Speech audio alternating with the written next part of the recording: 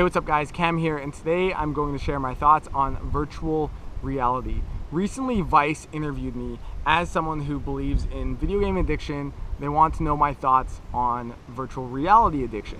And generally my thoughts on the subject are this.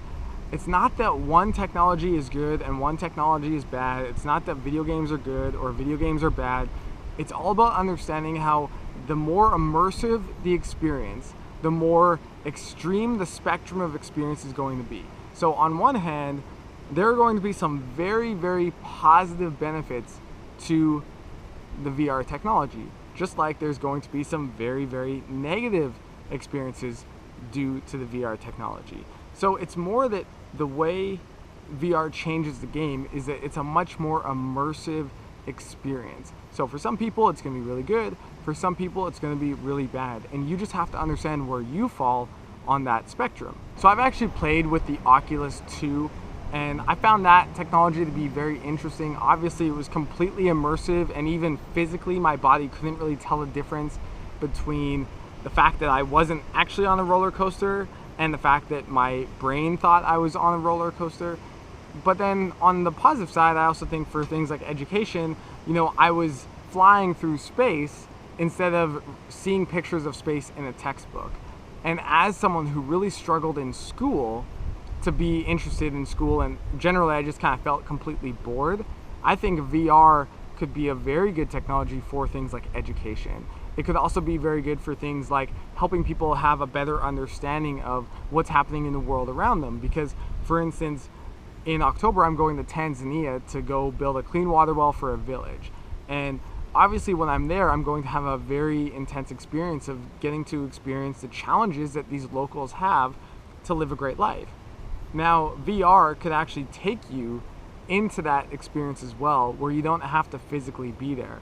And I think just the more immersive the experience, the more real it's going to be for you. And when used properly, you'll be able to resonate more or retain more of it.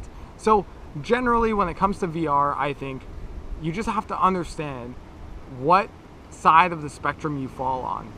VR is absolutely going to be good for certain things. I think social anxiety VR could be really great for.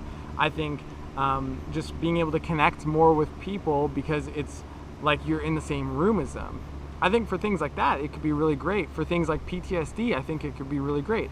But then on the other hand, the more immersive the experience, the more stimulating it is, the more addictive it can be in that context. You no longer have to leave your house because, hey, you can just go to the movies by putting on your headset and it's like you're there with your friends. But there is a difference between the virtual interaction and the real life interaction, even just for things like touch. It's different.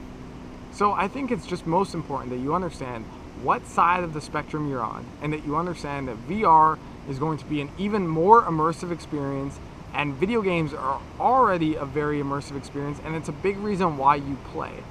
So for anyone watching this, if you struggle with video games, I definitely would not recommend going down the pursuit of VR, because that's definitely going to be something that could potentially make you more vulnerable to having a difficult time with it.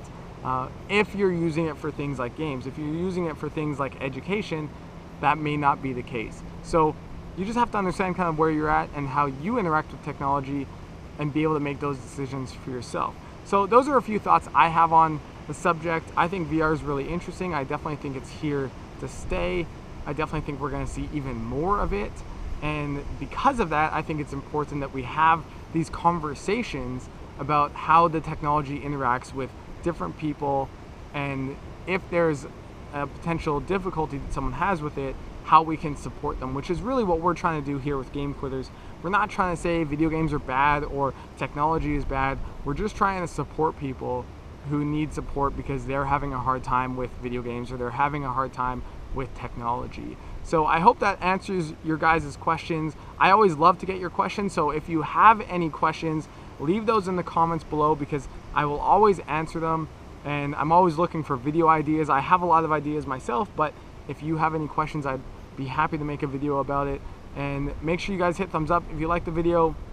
Make sure you guys hit subscribe, and I really hope that you got some value out of this video. If you did, I would love for you to contribute to our mission of going to Tanzania in October to build a clean water well.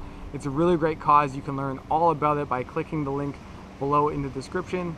And this is a cause that's really important to me, and I think it's something that we should do as a community. So I'd love your support if you feel called, and of course, if not, no worries. So thank you so much for watching this video. I hope you got some value out of it, and we'll talk to you soon. All right, peace.